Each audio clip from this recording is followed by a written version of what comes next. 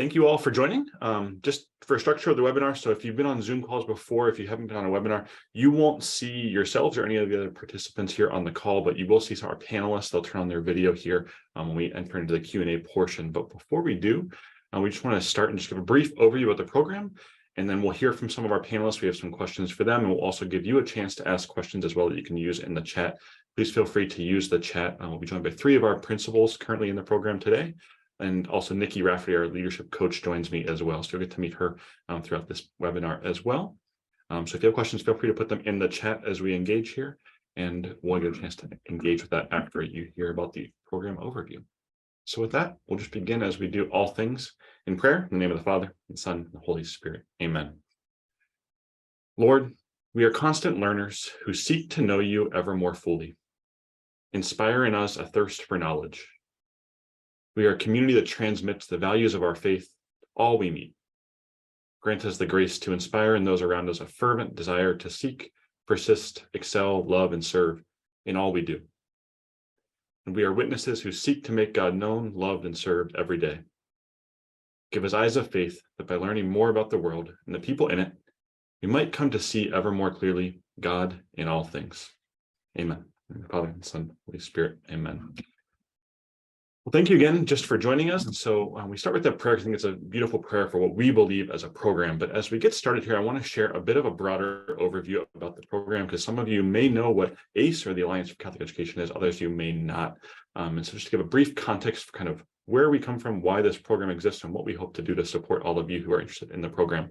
And I start with this image. If you haven't been to the campus of the University of Notre Dame, this is a picture of the log chapel here on campus. It's actually the first building on campus where when Father Sorin, who came from France as part of the Congregation of Holy Cross, came to Notre Dame to found the university. They built this cottage where they lived. And for those of you here in maybe the north part of the United States, you're familiar with this kind of scene. Luckily today it's a little warmer than this, but you can picture just this place being surrounded by woods, surrounded by snow, and what that meant. And yet we share this image because Father Sorin shared this great quote as he wrote back to his provincial when he came here, saying, "This place cannot fail to succeed. It'll be one of the most important forces for good in the world." We share that because we really believe Notre Dame is created to be a force for good in this country and in this world. And as you know, if you come to campus more recently, it's hard to imagine that this immigrant, really, this individual who was a priest, he was about 30, 35 years old when he came here, saw this great future for this university when he was surrounded by almost nothing. And it's that same spirit we hope that you all embody as Catholic school leaders. I think it's that same challenge. We know we're surrounded by things that maybe it can be hard to see the future and the light that comes from it. But if we can see that vision, we as leaders then can craft a great future for our schools and our communities through that. And we hope to instill that mindset in all of you throughout this program as well. But we share that broadly because we exist as part of this same sentiment. We know that the University of Notre Dame is a place of higher education. It's a place of learning. You can come here to get degrees. You can go out and do different things throughout the world. But really, Notre Dame is being a force for good in the country. We really see that as part of the foundation of what ACE, or the Alliance for Catholic Education, does. That started with the ACE program.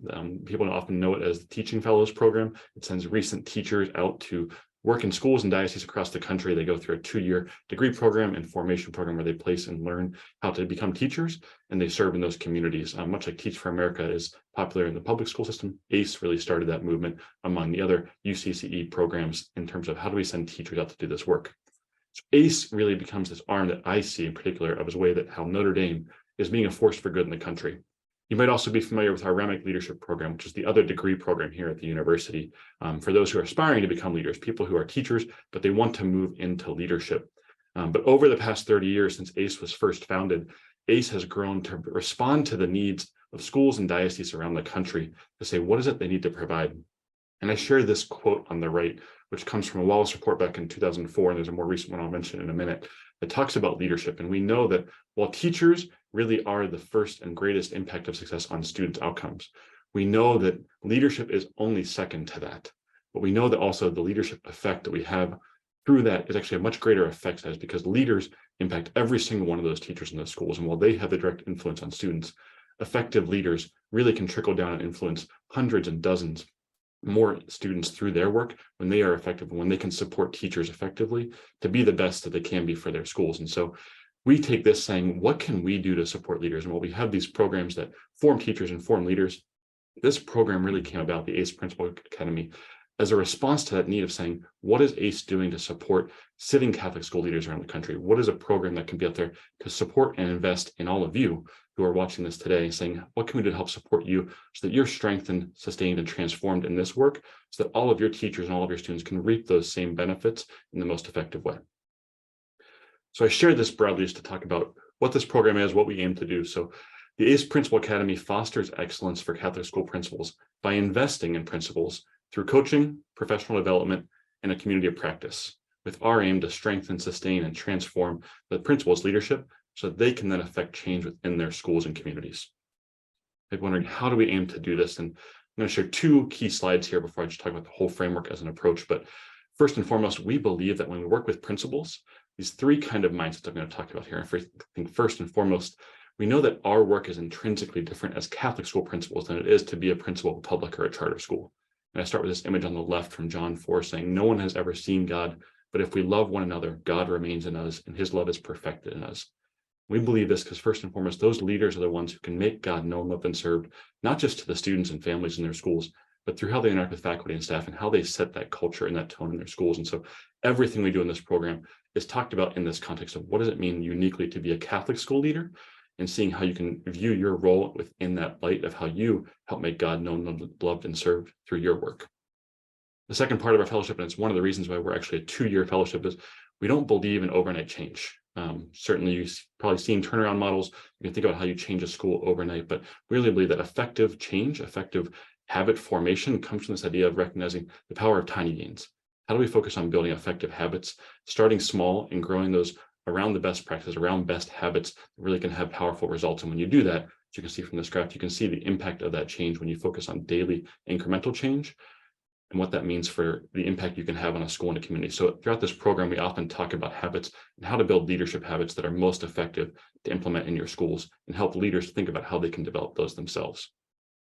The third mindset that we really embrace is this idea of finding a way. How do leaders think about knowing that there's insurmountable challenges? We know this work can be lonely. We know this work is really probably more than one individual should be asked about to take on their own shoulders.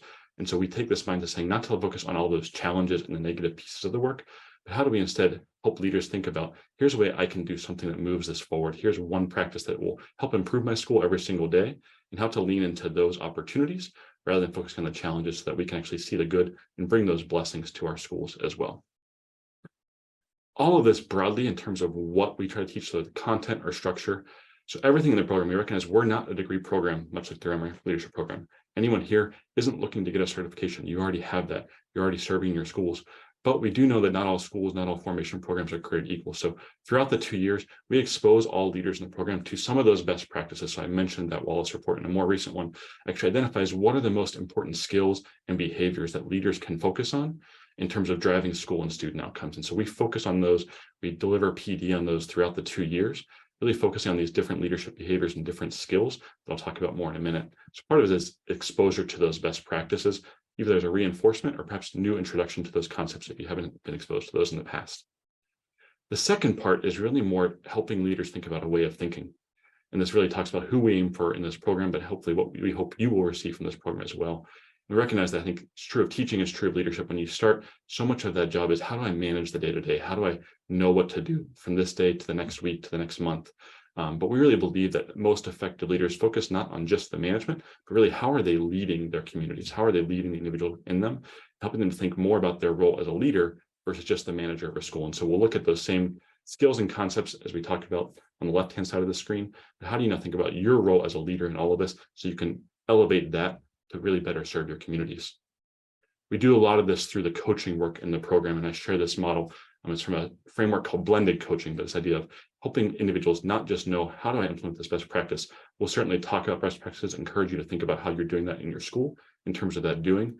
But so much of this work is also that reflective work or that facilitative work of who are you, how are you being as a leader, and helping individuals self-reflect on that work themselves. So really try to blend this together, both through the PD and that engagement with the cohort, but really through that coaching of how you think about why is it you're doing certain things in your school, and how can you really elevate that leadership through the way that you're acting and interacting with those under your care.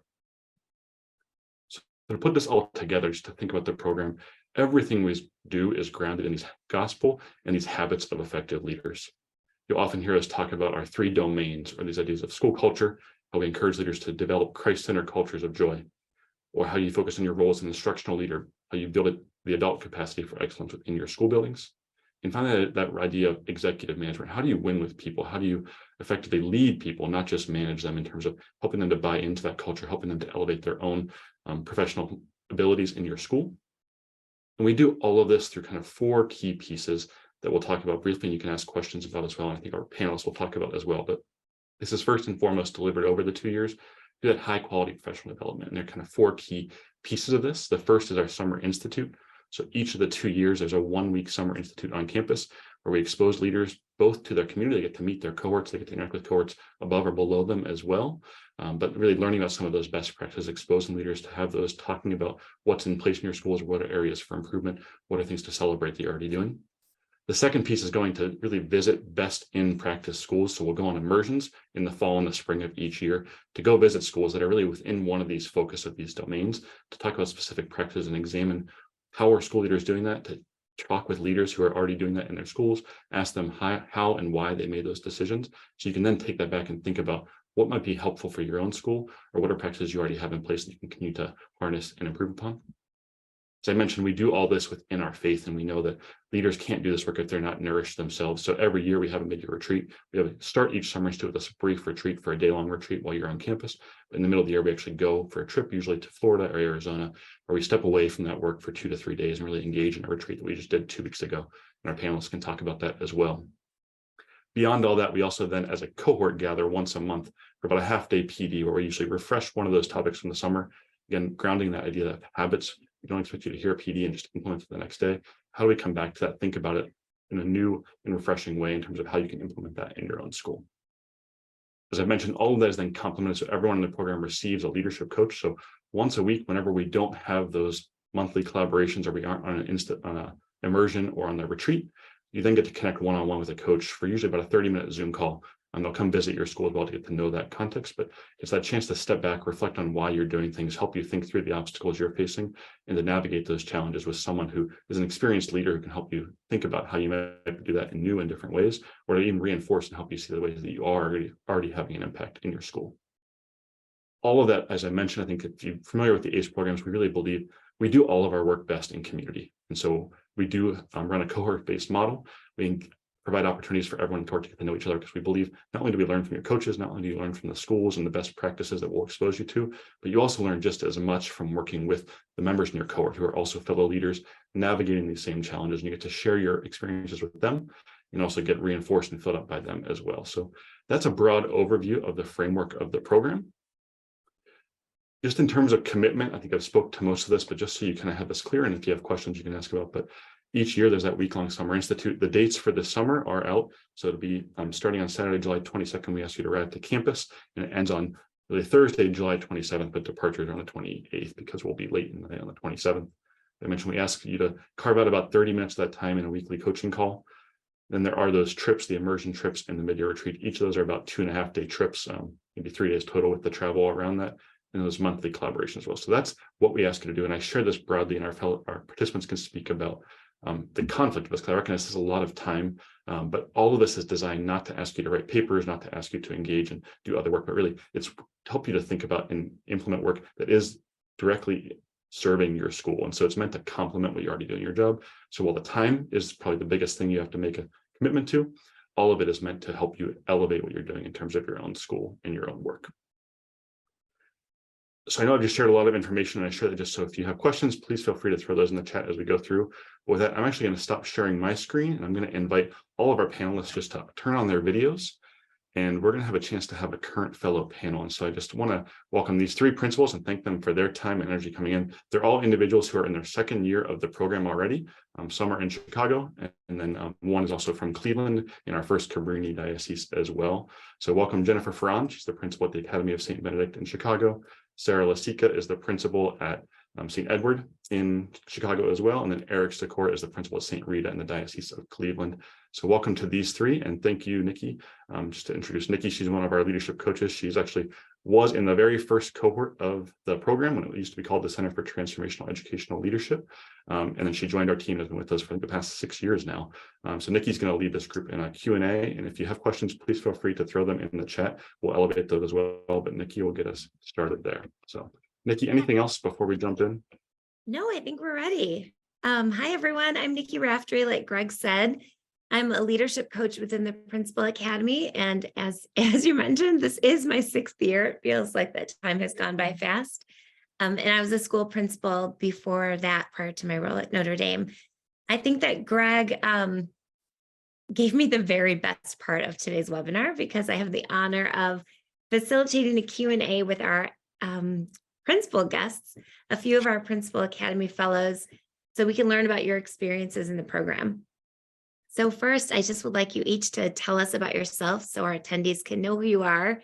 Sarah, would you start us off? We just want to know who you are, where your school is, what the demographics are, all the good stuff. Hi, my name is Sarah Lasica. I'm the principal of St. Edward in Chicago. St. Ed's is a pre-K 3 through 8th grade with about 280 or so students. Mostly middle class families from the local neighborhood, but our borders have been extending in the last couple of years. And this is my 5th year here at St. Ed's. Thank you. We're very grateful that you're with us today. Eric, can you please introduce yourself? Hi, everybody. My name is Eric Sikora. I'm the principal at St. Rita, and it's in the Cleveland Diocese. And our school is a pre-K 3 through 8th grade school as well. We have about 270 K to 8 students, and then about 60 to 70 preschool students as well. My school is located in the suburbs. So again, we are middle class, upper middle class is kind of our demographic. Thank you so much. Jennifer, please tell us about yourself and your school.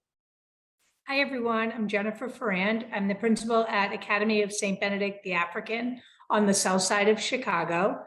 We have 255 children in pre-K 3 through grade 8. We serve the urban area. We are 100% minority, and I would say over 85% of our children live below the poverty line. Thank you all for being with us today. The principals on this call with us, the guests that we have, are discerning Principal Academies. So my first question is an important one, and we'll start with you, Jennifer. Why did you say yes to this program? You know, it's such a great question, because when I got asked, I was getting ready to start a doctoral program. I was transitioning from the AP into the principal role. And really the reason I said yes was because I knew I needed to grow my ability to serve my community as well as possible. And for that, that meant growth, internal growth for me as a leader and as a person. So that was why I said yes. Thank you. Eric, what about you? What made you say yes to Principal Academy? Well, I think for me, my first year was COVID shutdown year as being a principal. And because of that, we lost a lot of the new principal training opportunities through the Diocese of Cleveland. And I realized that I needed something more. And when this opportunity presented itself, it was everything that I was looking for and asking for. And so I really said yes to it, because looking at it and being kind of a new principal in this role, being a first-time principal, COVID shutdown, not having that PD and training, and not even having that interaction with the other principals in my diocese, this was a great opportunity for me to meet other principals in my diocese and other dioceses and get that quality professional development that I've been looking for. Thank you. Sarah, I feel like you and I talked about this a little bit in a coaching session recently, but can you share with our attendees also what made you say yes to this program? Yeah, so I was in my 2nd year of being principal, and here at St. Ed's, but just in general, my 2nd year of being a principal. And I was told that the program would be life-changing and would make me a better principal, a better mom, a better wife, and did not 100% believe that. But the job was stressful and it was overwhelming. And I knew that if I was going to continue with it, something had to give and there had to be something more. And so I said yes to the program in hopes that it would fill that gap, and it has, more so than I could have ever imagined. Thank you. In thinking about your whole experience in Principal Academy, can you share the story about your most valuable experience that you've had in the program? We can start with anyone. I don't mind going, I'm sorry. I, thought a lot about this, and I had a coaching session today with Carol, and, I was talking a little bit about what exactly I was going to pick as the thing that was most impactful, because there's so many things I could go with. But what I circled back to was last year we went to Indianapolis on an immersion trip, and we visited a school, Holy Angels, which is an ACE academy. And the school was one of the first schools I had visited that looked so much like my school in terms of the demographic, in terms of even what was going on in the classroom. So much was similar. And many of the things that I've always wanted to do in my school that people say, oh, we can't, that's not going to work. We can't do that here. We can't do that here. They were doing there. So when I came back, I said, you know what? I've seen it. It works. We can do it. And it gave me the confidence to make some real impactful changes in this building after seeing the bright spots in another building. So for me, I would say that was one of the most impactful moments. Thank you for sharing that. That is powerful. Eric, what about you? What is something in the program that has been valuable to you? So I'll kind of echo off of Jennifer when she mentioned right there at the end about the confidence piece.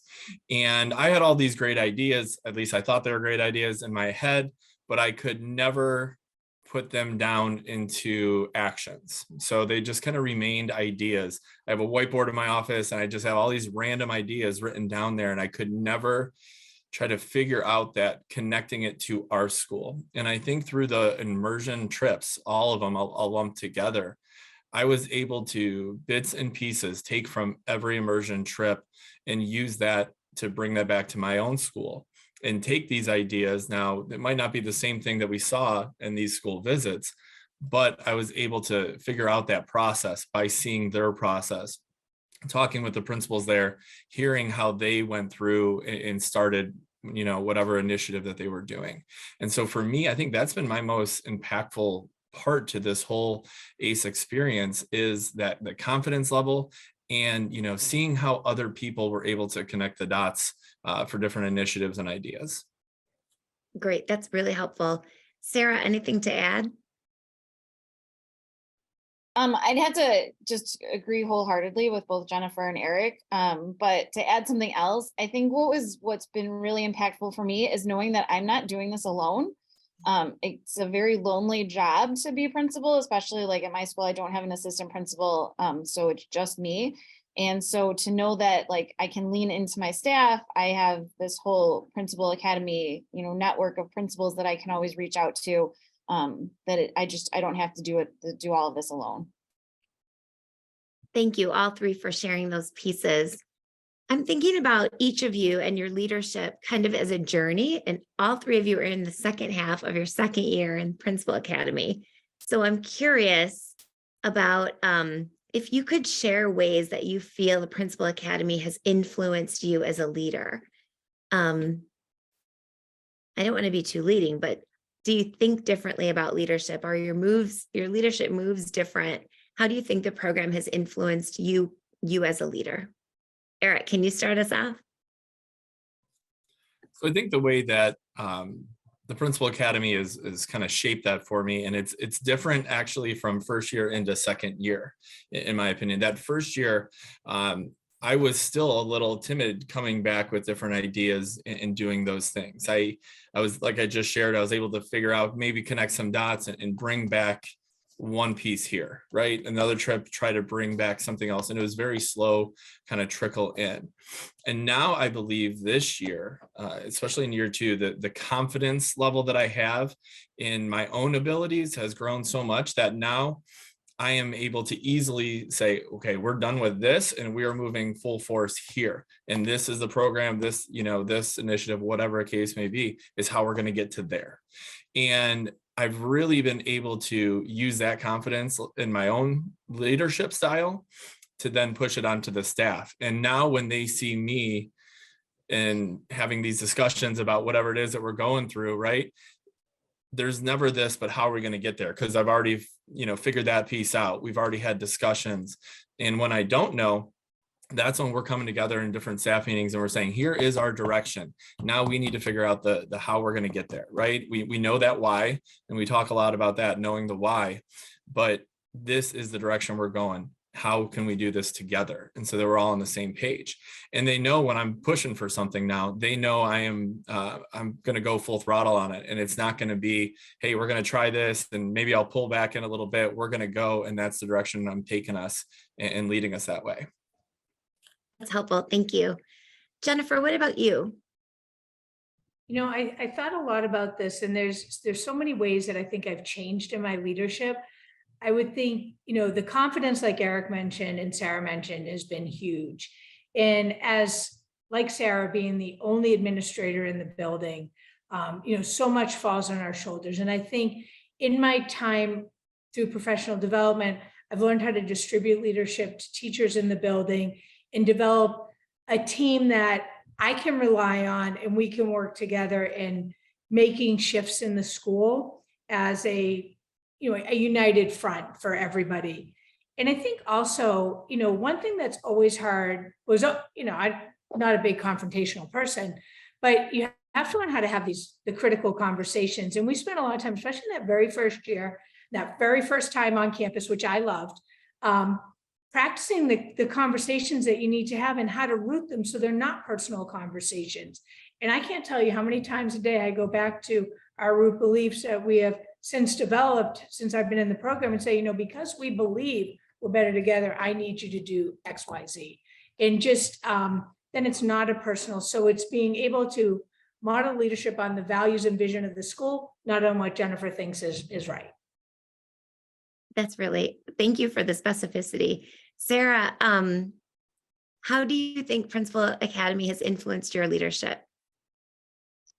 I think it goes back to one of the slides Greg showed at the beginning. Like, I was managing the day-to-day and barely keeping my head above water, and I wasn't leading. I wasn't leading a team. I wasn't leading a school. I was just managing. And so it's really changed my mindset and the way that I work with my staff, the way that I interact with the students, the way that I manage my day-to-day, that it's not just managing. It's not just getting tasks done on a checklist. It's really like leading a school in a direction to be better. I really appreciate the specificity from each one of you around how you are thinking differently or acting differently as a leader. I want to keep talking about this and pushing a little, or maybe making this a little bit more broader. So as you've changed a little bit as a leader, what impact have you seen that Principal Academy and your change in leadership has had on your community? I'll let you decide who starts. I can lead us off on this one. Thanks. So I think for my community, if we're talking about, my staff as a community, one, I've already hit a lot about that, right? In that going through this program has allowed me to lead with more confidence on all of that. I think the students themselves as that community is seeing a whole different me, right? So when first couple of years, they would just see me kind of just bopping around and I would just be in and out and going everywhere. But now they when I'm in the classrooms or if I'm meeting with students or greeting with door, there's always a purpose behind it now, right? I was just kind of going around, hey, I got extra 10 minutes. Let's see what I can get into. But now I have a purpose to that of when I'm in the classrooms, when I'm interacting with the students and making every single one of those interactions meaningful at that moment. So that's one way that it has changed.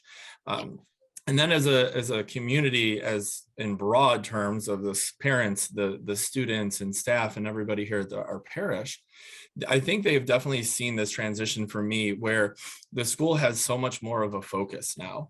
And so whenever, if I'm outside of school and I run into a parent or a parish activity and somebody's asking me questions, they can absolutely see the direction of the school, right? We were going and just kind of going by because we're, a really good school. And now everybody knows where our vision is. Everybody knows the direction in which we are all trying to get to.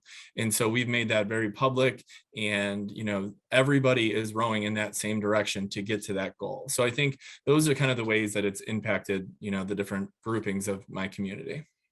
Those are hugely powerful impacts, Eric. Thank you. What about you, Sarah? How has Principal Academy impacted your school community? I think my staff is definitely a team, and it's a team that we recognize that we need each other to do the work, and that, when one of us is not doing the work, then it affects all of us. And when there's something that seems overwhelming, we come together as a team and we can handle it. And I think, like Eric said, like there's a confidence there, and we know where we're going, or we think we know where we're going. But there's definitely a direction for our school where maybe pre-pandemic, it was not as clear cut. Thank you. That's really helpful. Jennifer, what about you? What is different about your community as a result of Principal Academy? I think I could echo what both of them say, but I think one of the things I noticed is that there's a new openness in the building. And I think there's an openness from the entire staff, both the faculty and support staff, as we look to what our next steps are as a school, that they've been invited to the table and invited into the process that may not have been there as readily open before I was in Leadership Academy. And then also with the parents as well, seeing the shifts that we're making in terms of culture in the building and the academic focus, and bringing back a lot of different activities that we haven't had even before COVID, that, their voice matters too. So that the kids know their voice matters, the parents, and know it does, as does the staff and faculty. So I think all those things are different. It is quite validating as a coach in the program to hear the three of you talk about the impact in your community. We have been had this wonderful seat to see you do these things over the last 2.5 years. And it's thrilling to hear you talk about it. So thank you for sharing those things. I want to ask you, as we know, as I think Greg clearly indicated in the presentation at the beginning of this call, the program is a commitment. It's 2 years. It's a long time. And one thing that a lot of principals who are discerning this program have asked in the past is, how do you balance the program commitments with your personal and professional responsibilities? There aren't many sitting Catholic school principals who feel like they have a lot of extra time. So how do you balance this program with all of your other commitments? And again, anyone who wants to start, that's great. I don't mind starting. So I'm going to go all the way back to when I was interviewing for the program, and I was sitting with Nikki, and then at the time the director was Cole. And I remember saying, well, I'm starting a doctoral program. I've got all this stuff. He said, oh, you can do it all. You can do it all. And the truth of the matter is you can figure out the timing for the things that you need to do. And sometimes you have to get creative with the timing. And, for me, being out of the building is always challenging because I don't have an AP, but we're finding ways to make that work. Random is a time that I can't get down to something at the right time, but we're putting in the pieces that make the building run well without me. And that's part of my leadership too, right? This building needs to be able to run without me in it. So those are pieces that leadership group has helped me start to be able to do. Principal Academy has helped me put those procedures and protocols in place. In terms of balancing it, just kind of carve out the time. I keep a pretty tight calendar, where I'm supposed to be, what I'm supposed to be doing. I will say I'm fortunate in that I don't have a lot of family in the area, so it does free up my immediate time. I know that Sarah and Eric, they both have kids at home still. I don't have those challenges, but I think, it's just, you have to prioritize the things that are important, and this is important. So you give time to the things that matter. Thank you. Sarah, what about you? How do you find that you're balancing the program commitments with your other personal and professional responsibilities? I think that was the biggest concern I had when Cole came to me at the beginning and introduced the program to me, was that I didn't see how I could. I had, at the time, I think my youngest was 2. And then so they must have been 2, 5, and 12, or 2, 5, and 11-year-olds. And I just could not see like walking away for a week or being gone for 2 days here or whatever. But it's like Jennifer said, to mark out the time. Like if it's written in my calendar, I will be there. If it's not written in my calendar, it's not going to happen. And so first of all, just carving out that time, and then having the support from my family. I know that my kids, well, they don't fully understand what mom's doing when she goes to these trips or whatever, but I think they have seen a change in me. I think my whole family has seen a change in how that I'm not managing a school anymore. I'm leading the school, or at least I hope I'm leading the school. And like Jennifer said, like walking out of the school building, I don't need to be here for it to run smoothly, because I have a great team of teachers and staff who can handle whatever it comes. And they know, like, if something happens on a day that I'm not here, they know how I would probably suggest that they handle it, and they can take it on themselves. So it is a big time commitment, and it is time away from, my kids, but the benefits have far outweighed the amount of time that have to be away from home or whatever. Thank you so much. Eric, what does that balance look like for you? So like Sarah, I also have 3 kids. So I got 8, 5, and almost 2-year-olds. So, my wife, when we were going through the time commitment, I told her, this is something that I really want to do. I think it's going to be impactful. And, she supported me, and she takes on that role when I'm gone as well, and just holding down the fort until I can get back. But I think when it comes to the personal side, I think my wife would even agree that now at home, like, we've talked about this a lot, and that time commitment, that you need to protect that time. And as Jennifer and Sarah both said about their calendars, like even having that in there, that this is my protected family time, right? In doing that. And I've been able to do that really consistently and have that time at home. And then also through this program, all the different skills that we've been learning has turned me into a more effective leader, and I am taking less home each night. And with doing that, I still have more time for the family than ever. When we go on these trips and when we return, more refreshed, and I'm able to give more to my family, we're finding. So the personal side, my wife does take on quite a heavy load when I am gone, but we're making that work. And like I said, on the professional side, getting able to delegate some of those responsibilities has really changed the school setting and the way that it functions. And the school can run smoothly while I'm gone. As everybody knows, I was out for 2 weeks straight for a surgery I had, and didn't get a single call with an issue or anything like that. So for 2 weeks, I was out of the building even this year, and everything was running smoothly here. So I think all of those skills has turned it into that the school building will run, and it will be just fine. Thank you all for sharing those things. I want to add just one statement that Sarah, you actually said to me a couple of weeks ago in coaching. I hope you don't mind me sharing this broadly. I just didn't know that you felt this way. So when you said it, it really struck me. You told me that when you were first approached and learning about Principal Academy, you were like, there's absolutely no way this could possibly fit into my life right now. And then you said, and now I don't know how I could be sustained in this work without it. And I share it because I think that a lot of leaders have mentioned that to me and Greg and Carol over the years.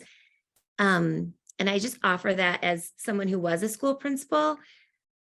I know how, I think Sarah, earlier you said this is lonely, or maybe Jennifer, you mentioned this is lonely work.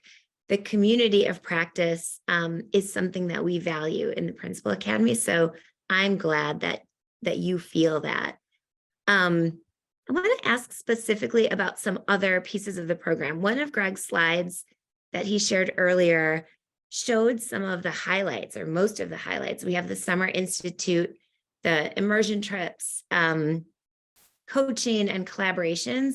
We've talked a little bit about the immersion trips in this Q&A, but if the three of you think about the other pieces of the program, Summer Institute or the coaching or the collaborations, is there something that is valuable to you from one of those pieces that maybe we haven't touched on yet? I think that our program offers development that's different from a lot of programs. So I just want to make sure that we give the attendees on the call kind of a peek behind the curtain toward all of the pieces of the program. So if there's anything that you'd like to share about any of those pieces, that would be great. I'll share right away about coaching piece. That is something that I've completely changed since adding into the ACE program. And, before that, it was a lot of observations, right? The formal observations that you think of and going into the classroom, filling out those forms and doing all of that. And the coaching piece, I feel, has been one of the biggest things that is visible that I do differently now. So using that Skyrocket framework, working with other teachers now and developing their skills deeper. And so I've kind of completely gotten away from the evaluation model and coaching these teachers. And one teacher that I've been working with, at the start of it, he was a little apprehensive about, the modeling and the role play aspect of it, but he was able to increase, student engagement. And once he started seeing these benefits, he's like, all right, let's do some more. I got this now. Hey, I want you to check this out. And can we just talk about it? So it might not even be a lesson that I see. Now he's approaching me of, I'm going to do this lesson. And here's some of the things that I think might be an issue. Can we work through some things? And so having those conversations now prior to even the lessons happening, he is definitely seeing those benefits. So I really, have seen a huge change in our school through that coaching program. Thank you, Eric, so much for sharing that. I want to just raise one question that came through the chat, or maybe two. Mike is asking, you all happen to be principals of elementary schools, and Mike is asking about high school principals. Mike, we actually have worked with 6 or 7 principals in Chicago over the years. And currently we have 6 principals who are high school principals from across the country, Chicago and otherwise, in the program right now. So absolutely the program is for everyone. And Leslie's asking the cost associated with the ACE program. I'm going to let Greg pop on for that. But in the last maybe 2 minutes that we have for Q&A with our current fellows, a quick hit for each one of you, if you don't mind answering this question: why should somebody do Principal Academy? Why should they say yes? I don't mind starting with that. I would say you say yes because one of the things, and I think it was Father Lou who said this to me on one of the retreats, but I'm not 100% sure. But I see it in my notes from the retreat. And he said, mediocrity is no way to honor Our Lady. So I never want to be mediocre in what I do, so that for me, growing in my ability to be a good leader, saying yes to the program mattered. I don't get it right every day. And I think it's just continuing to build my capacity to be a good leader and to bring our school forward, especially in the neighborhood that we serve. It's so important that we're here. Thank you, Jennifer. I'll jump in. I think that you say yes because as Catholic school educators, we know that there's more than just a basic education for our kids, and we want more for them. And this program is amazing and allows us to be more and to be better for them and for our communities. Thank you, Sarah. Eric, why should someone say yes? Oh, there's so many reasons, but I think we had talked a little bit about this as a principal. It is that lonely position, right? And so now you have this team around you that knows exactly what you're going through. They've had the same experiences. You can talk through it. Our cohort, we're on a group chat, just like I know Chicago is as well. We communicate with each other every week. So it's nothing like formal, like we just talk about process and problems that we're having in the school, and we can work things out together. Life is messy. You have now this giant support system that is there for you no matter what it is that you're going through, personal or through school. And so I think that is such a benefit to have. And you have all these people in your corner wanting you to be the best version of yourself. And then another piece that I didn't even realize that I was going to get with this is just that guidance is being that spiritual leader of my school, and increasing that role has helped my personal life as spiritual leader of my house, and the same thing with my school building, right? And so having that better foundation, and through the different retreats and immersions we do centering around there, I have seen that change of being that more spiritual leader within the school as well. I just appreciate all three of you sharing your experience so much with us. We are at our time, so if you have to roll off, please feel free to do so. Jennifer Ferrand has one more thing to add, and then I'm going to turn it back over to Greg. Thanks. I think one of the things we really didn't highlight too much was the coaching aspect that we get as leaders in the building.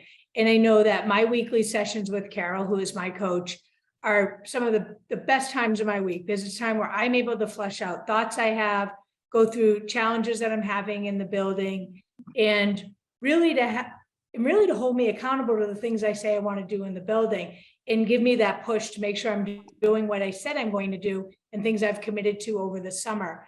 The Summer Institute is a blast between the learning and then the fun with the different cohorts with Chicago 5, which Sarah and I are part of, and Cabrini 1.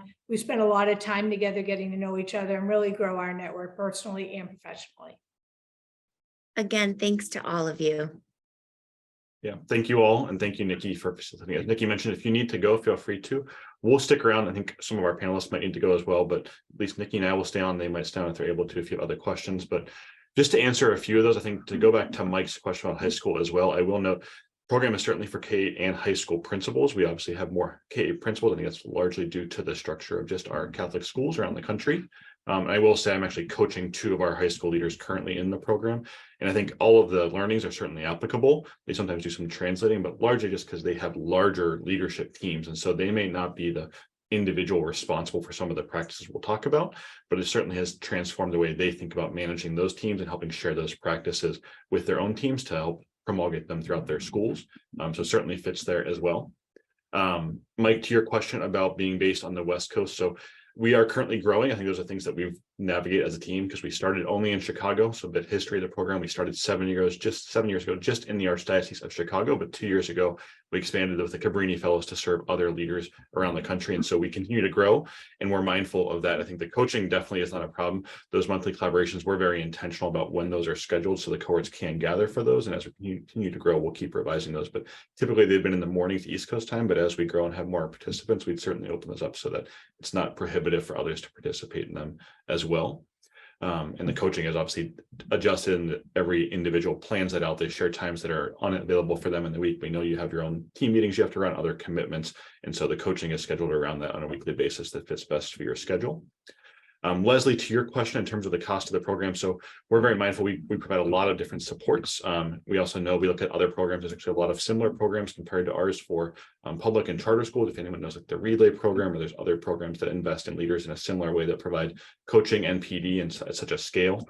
So we invest over $12,000 per leader, but we also recognize when you hear that number, I bet many of you are cringing because we also recognize what Catholic schools actually do. And so we are a mission-driven organization. So we raise funds both in working with dioceses in terms of if there's local funding to support candidates here through the program, but then also we have some nationally as well. So we reduce the cost of the program for $3,000 to Cabrini Fellows in Chicago, given one of our partners and donors to $2,000 that we ask is the participants to pick up. I will say with that, all of our participants have been able to navigate that through title funds. Obviously, that depends on your local educational agency in terms of what they'll cover, but we're willing to work with them, especially knowing the larger cost of the program. Obviously, they have concerns about the faith-based aspects, but since there is such a greater cost that we're subsidizing and just the value of all the pieces, they've typically been able to get, if not all of it, plus travel funded. Usually at least like 75% can get funded through title funds. Other participants have pursued either parish supporting them in some way. Sometimes the diocese will contribute in other ways, but it's varied in terms of the cost of that. Answers that question. Are there any other questions from the group that you want to ask, or you want us to ask of these participants here before we sign off?